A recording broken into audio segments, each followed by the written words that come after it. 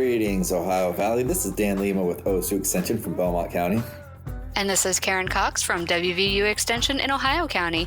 Thanks for tuning in to Extension Calling, your source for research-based information for the farm, garden, and home.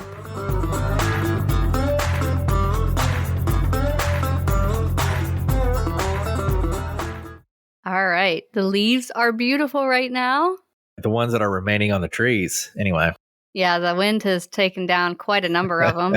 And our first frost this weekend. Yeah, I know. This past weekend, our first frost. It was pretty exciting. I know. I mean, it's maybe not exciting. Is it October yet? Yeah. Totally October, yes. Is it December yet? No, not quite. No, the fair just ended. We had a really great turnout for the Ohio County Country Fair last weekend. Really busy. We hatched some chicks and taught a bunch of kids about where their food comes from. And so that was exciting for me. A lot of work, but very, very much worth it. Well, it sounds like fun. Yeah, most fairs are usually a lot of work, but they're always a good time. And I think they really connect the community to each other. I agree. Yeah, getting people out, getting people together, and learning about similar things. And I like the educational aspects that fairs can carry. Not all fairs have educational aspects, but ours definitely does. So I think Extension does a good job of trying to get that educational component tied into our local fairs so people can learn where their food comes from. That's right. And just different facets of agriculture, right? I mean, you got fiber, you got food. Oh, yeah. Food and fiber and pets and feed, fiber, and food. Is that right? Yeah, feed, fiber, and food. That's right. Yeah. And, and pets, I think, is a part of agriculture that a lot of people don't give credit to because, those little critters are being bred somewhere. And a lot of times it's on a farm. So there's I believe, at one farm in, oh my gosh, is it Arkansas? Where that supplies 90% of the United States is goldfish. So those come from farms too. So it's really important to recognize that.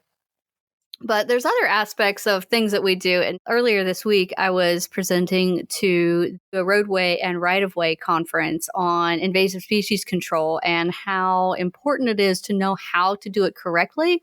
Because oftentimes, if you're not doing it correctly, you're making the problem worse through your efforts, which is unfortunate, but it happens.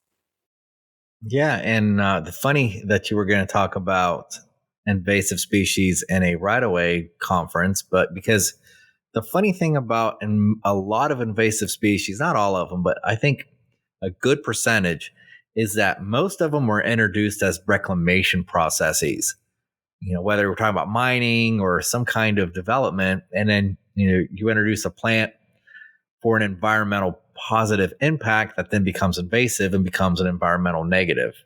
Right. I mean, multiflora rose is a prime instance of that, right? It was brought in to be a natural hedgerow and provide wildlife habitat.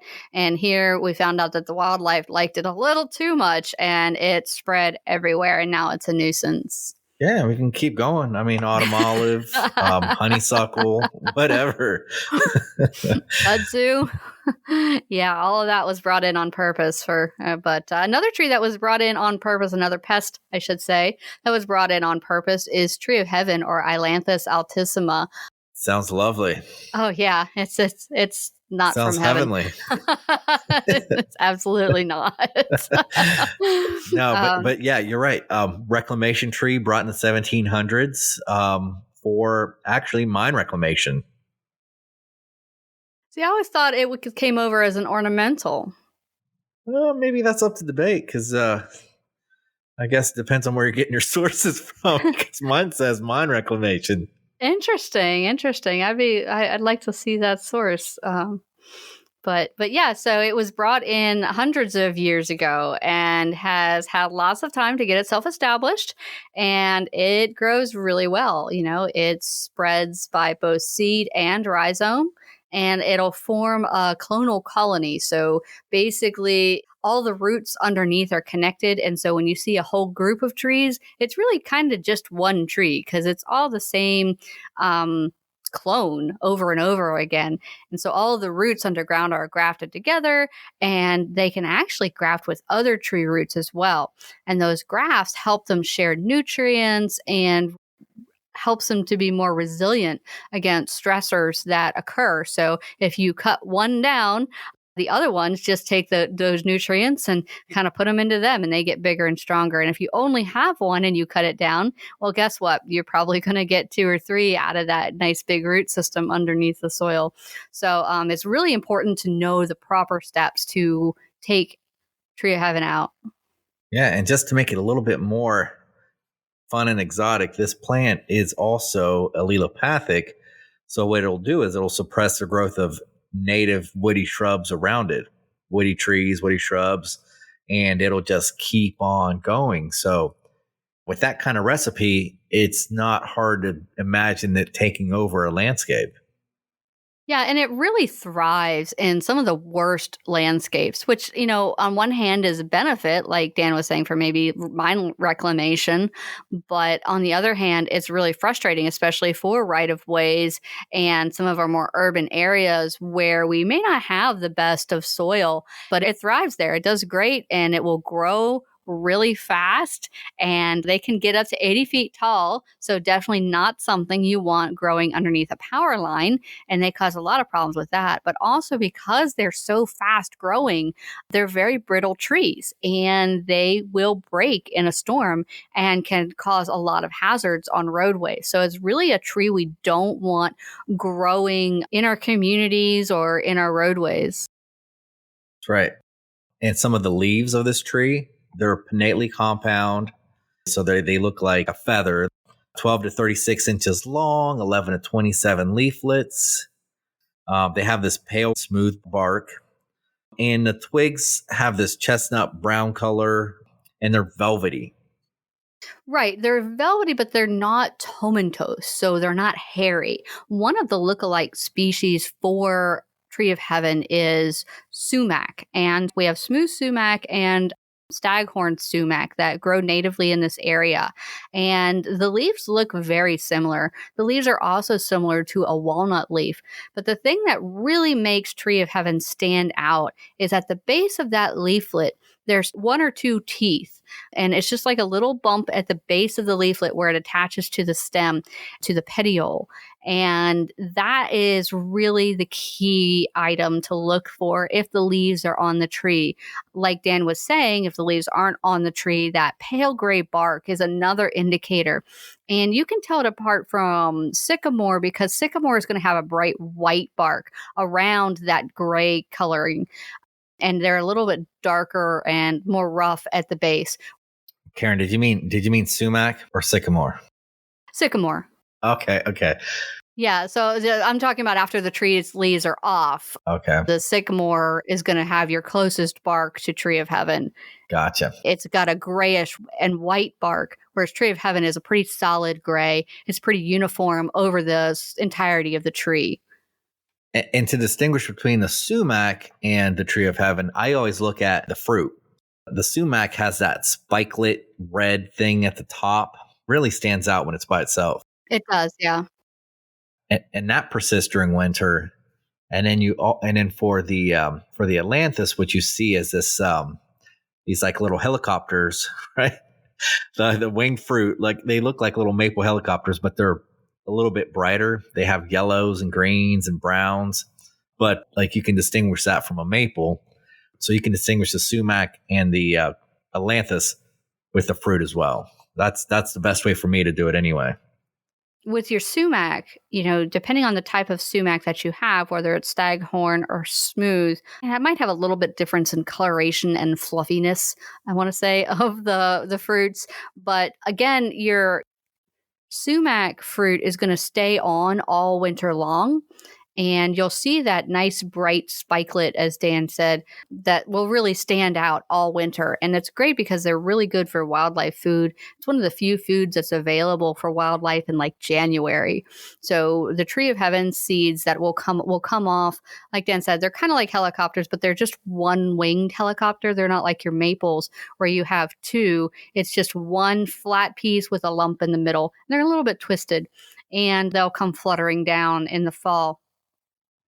Another way another tree to pay attention to as far as this young trees when you're looking at them is black walnut and white walnut. They look very similar in the leaf structure, but again, they won't have that single tooth right at the base, and the bark is going to be significantly different.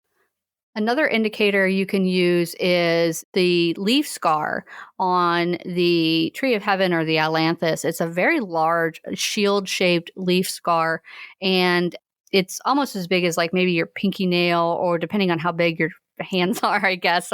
It could be another nail, but it's about the size of a fingernail, and they're very distinctive. Yeah, and I guess, when we're talking about similar plants, usually the ailanthus is much bigger than a sumac. But I mean, I guess that could depend a little bit on varieties, but usually when I see a sumac, they're typically smaller. Right. Sumac's going to max out at 27 feet. So if you see something growing up towards a power line, that's really important to know the difference between your tree of heaven versus your sumac, because your sumacs are fine to grow under a power line, but tree of heaven will be up to 80 feet tall, which is twice as tall as your 2-story house. And when all these things fail to ID ailanthus, is to note that all parts of ailanthus have a strong offensive odor. Oh, they're terrible. Particularly the male flowers. And it often is described as smelling like rotting peanuts or the lovely cat urine. Mm-hmm. So just what I want in my yard. Who doesn't appreciate that, right? So another reason it's a nuisance. All right, so we've hopefully been able to, without pictures, give you an idea of how to identify this lovely species. Let's talk a little bit now about how to control it, or maybe possibly get rid of it. That's right. There's various methods of control. There's always mechanical, there's chemical, and within chemical, you have foliar, you have basal bark treatments, you have stump treatments. You got the hack and squirt method, and then there's cultural practices too. But when we typically talk about trees, cultural practices aren't as good as far as controlling goes. Yeah, they're better for preventative. So a cultural practice would be maintaining a good turf layer so that there's not bare soil for the seed to get established. Yeah, for pastures, it's great, but for trees, not so much. It's a little harder, yeah. So let's start with mechanical control, just the old chainsaw or bulldozer. Yes. Depending on how much muscle you want, right? For sure, yeah. So when you're thinking about that good old chainsaw and you're like, I hate this tree, I'm just going to cut it down and get rid of it. Well, unfortunately, unless you are also coupling that with a chemical control, what's going to happen is you're going to cut one down and 3 more are going to pop up. And the fun part is that they're really good at root suckering. And so those roots go out really far, like up to 90 feet. And you can get a tree as far away as that. So you may have started with one tree, but when you cut it down, now all of a sudden you have like a whole thicket of them that have come up from that one tree's root system. And that stump will sprout back as well. And so you have just multiplied your problem by cutting that one tree down. Yeah. And just like you were saying before, all those roots are interconnected. They communicate. They can reallocate energy. So you're just trying to guess where the next one's going to pop up. And, you can't be there every day and do something unless you're pulling up every root. But who can do that? Yeah, that's impossible. Yeah. Yeah. And, we used to recommend that we girdle the tree of heaven, leave it standing and just girdle it. So you're cutting a ring around the trunk of the tree to cut the circulatory system off. And unfortunately, what we have learned is that because of the root systems and the way that they're developed, that just basically tells the tree, oh, hey, you just got cut down, and it stops the flow of nutrients to that trunk. And so it doesn't allow the herbicide to get down into the root system to cause the tree to go away for sure. That's right. So let's kind of jump to the next part when we talk about chemical treatments, and we'll start with the most basic, which is the one that we use for most, when we talk about pasture weeds, lawn weeds, we talk about foliar sprays. And then even within chemicals, you got to remember that there are systemic chemicals and then there are non-systemic chemicals, chemicals that just burn things up. So because you're trying to kill the roots, you're going to have to go with a systemic type chemical. So for a good foliar herbicide to work, you need to have good coating. You have to be able to hit the entire canopy.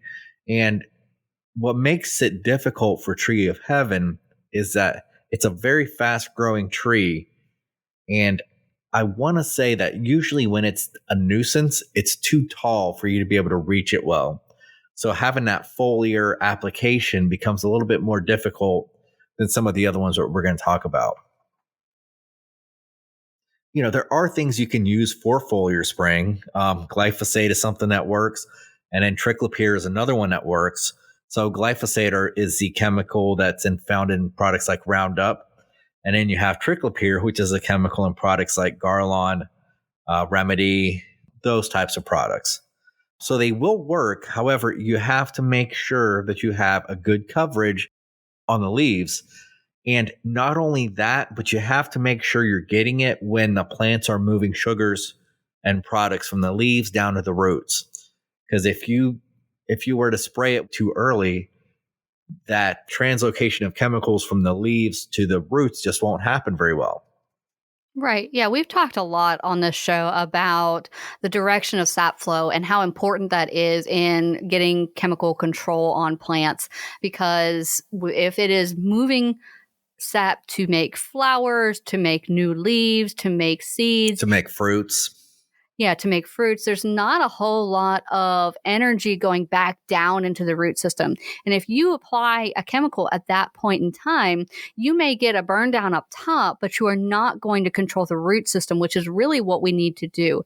And some of the chemicals have actually, we've seen that that initial burn down isn't at all what you want. And you'll have a lot less control, 9, 13 months from now. Whereas if you were to do a different type of chemical that takes a little bit longer to act, and maybe you don't see any impact for like 30 days, that actually may give you a longer control. 13 months out, you may have a lot greater control than if you got that initial burn down. So a chemical that works fast and burns it down isn't necessarily what you're looking for here.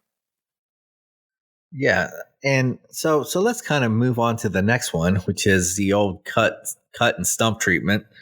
So that's when, if that tree is a little bit too tall and it's hard for you to get a good foliar coverage, even if it's in ideal conditions, if you don't have good coverage, you're not going to have good control. So for the cut stump herbicide treatment, you're going to cut it down, and then you're going to have really two ways of doing it. You could do a water-based carrier, or you can do an oil-based carrier. Now, when we talk about herbicides and carriers, usually when we're talking about something penetrating the bark, it needs to be an oil-based carrier, whether that's like diesel or just some kind of horticulture oil or just something that's hydrophobic and can just penetrate those waxes and get in there. Because if you're trying to spray the trunk of a tree with a water-based carrier, it's just going to run off the side and not much is really going to happen. I don't recommend you trying it just because, Murphy's Law, right? Sometimes things happen, and that would be usually if you have like some kind of wound in a tree or something like that. So, right. But the difference here is when you cut it down, the plant's going to be immediately receptive to the water-based carrier. But if you wait too long, that wound's going to kind of close up and start oxidizing, and it'll make hydrophobic barrier, and then that water-based carrier won't go to it. So unless you're cutting and immediately spraying the stump, and when we're talking about that, we're talking about the outer 1/3 of the stump, because that's where the vascular system typically is. That's where you're going to find the cambial layers and the phloem and the xylem and the parts that actually go down to the roots and make this work. So for a water-based carrier, you got to treat it immediately. For a oil-based carrier, you can actually get away with coming back and then treating it like the following day or something like that? Well, I still recommend as quickly as possible. It's still preferred within the first hour or two after cutting to get the treatment on there. But as fast as you can, if you can get it on, if you're using the water base, 5 minutes, and that's starting to seal up those openings. So you really got to get there quickly. But again, you want to make sure you're getting a good coverage and that you're getting it into the system. And so because the circulatory system of the tree is right on that outer edge underneath the bark, you only have to treat that outer edge. Putting it in the middle of the stump, if you have a big stump, let's say it's over 4 inches in diameter, you don't need to treat the center of the stump, just that edge. So don't waste your chemical, just paint around the edge of it. And also keep in mind, depending on how you are applying it, it's going to change the concentration of the chemical that you're using. For instance, if you're brushing it on, you're going to have a ratio of 33 to 67 of your triclopyr ester and bark or a crop oil. And if you're spraying it, you're going to have more of a 50-50 ratio. And we do recommend the ester formulation. This is also because you're typically going to be treating in cooler weather if you're doing stump treatments. So that's a better option available to get a better impact. And something else to keep in mind when you're doing that cut stump treatment is that glyphosate will work for the water-based carrier. However, triclopyr and imazapyr will not. And those are the chemicals that are typically recommended. So if you are using glyphosate, like you can use a water-based carrier for the cut stump, but remember, you have to immediately apply it. Yeah, and I typically prefer to keep glyphosate for foliar treatments just because it works so much better there. And with the cost of it, it's easier to restrict it to just using for foliar treatments and use some of the other chemicals for the stump or the basal treatments. So I guess I'm going to go ahead and jump to one of the most commonly used methods for Ailanthus treatment, at least as far as, when people discuss the way they're treating it. And it just, I guess it requires less equipment, might be a little quicker, but people really like to do the hack and squirt or injection into the Ailanthus. Good old hack and squirt method. Yeah, so the hack and squirt, I know it's a very technical name, but when, but when we talk about the hack and squirt, it's going to involve an herbicide, and you're going to introduce that herbicide through a wound, right? So we call it hack. So you take like an axe or a hatchet, and then you're just going to cut it diagonally, just make like a 1-inch gash in there, so that you're exposing that vascular system in the tree. And then you are either going to squirt or you're going to paint. Sometimes people use a squirt bottle. Sometimes they have like a syringe type apparatus, but like you're basically going to hack, so cut a wound and then squirt herbicide within that vascular system, and that's enough to get it in there. And depending on how those products are moving up or down, it's going to translocate down to the roots. And as long as you have a systemic herbicide, then it should do the job.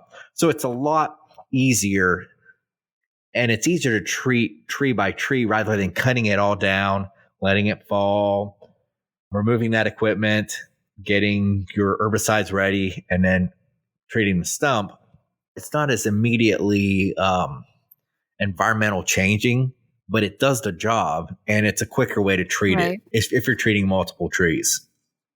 Right. And the key with this type of treatment is that you're leaving 1 inch of living and connected tissue in between each hack. So every time you whack it with your hatchet, you're going to move forward enough to leave 1 inch of tissue undisturbed. And the reason you want to do that is you want that tree to continue thinking that it is just fine.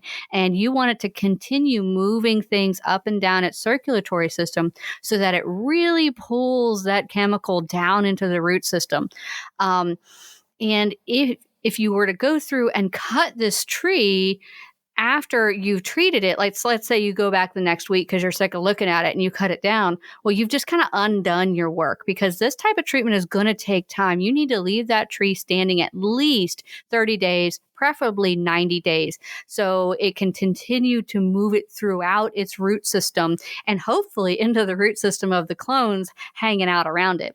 We also recommend anytime you're doing a stump treatment, a basal bark treatment, or a hack and squirt is that you add a dye to your herbicide so that you know which tree you have treated. You may think you can keep it in your head, but once you're out there and you've treated 20 of them and you're still going, you have forgotten which ones you started with. So it's really important to get that dye in there. And if you don't want to dye the herbicide for whatever reason, you can take a spray can and just spray the tree. That's true. Just put a big old X in there. That's true. An X for going to die. Yeah, and you do need to watch, though, because when these trees do die, like I said earlier, it is a brittle wood. It will break fairly easily. So once they have died, you do want to cut them down, but you will want to come back next year and continue by doing another foliar treatment for any sprouts that happen to come up. That's true. And for the hack and squirt method, at least in my recommendation list, glyphosate is not on the list. You're kind of limited to triclopyr and imazapyr. Yeah, you can also use dicamba or picloram. Okay. But yeah, glyphosate's not an option here. So glyphosate doesn't work for this method. Again, you're going through the bark. We've kind of talked about it a little bit. But also you have to understand that you're going to use a little bit higher concentrations typically when you're doing this. Yes. So when I'm looking here at triclopyr, so if you're using something like Garlon, you want to use 1 mil of undiluted herbicide per hack mark. So if you were to do 3 or 4 hacks within that tree, you're using 4 mils of 3 to 4 mils of product, 1 mil per hack of undiluted Garlon in this case. And that's such a nice measurement too, because you don't have to measure the tree. You don't have to, do a lot of pre-calculating. You can just go out there and however many hacks it takes you to get around the stem while leaving those 1-inch gaps. That's exactly how much chemical you need to apply. And so it's kind of an already measured out system for you. And it's really easy to apply. And then like for imazapyr, when you're working with imazapyr, and you do have to dilute it something like 12 fluid ounces of herbicide to 1 gallon of water, which is still a high concentration. It's around 25%. Yeah, and it's all going to depend on which version you've purchased and what the label says. So always refer back to the label if you're not sure about the concentration that's needed for that particular use. And a fact sheet as well, because fact sheets have bigger print too. So just make sure you have something to cite, right? I mean, we're talking about just making sure you're doing things legally. So, oh yeah, for sure. Just make sure you're citing a good source. Thanks for listening to Extension Calling. This show is a collaboration between OSU Belmont County Extension Educator Dan Lima and WVU Ohio County Extension Agent Karen Cox. If you'd like a transcript of this show, contact us at the office. Also, let us know if you enjoy the show by ranking us on your podcast app.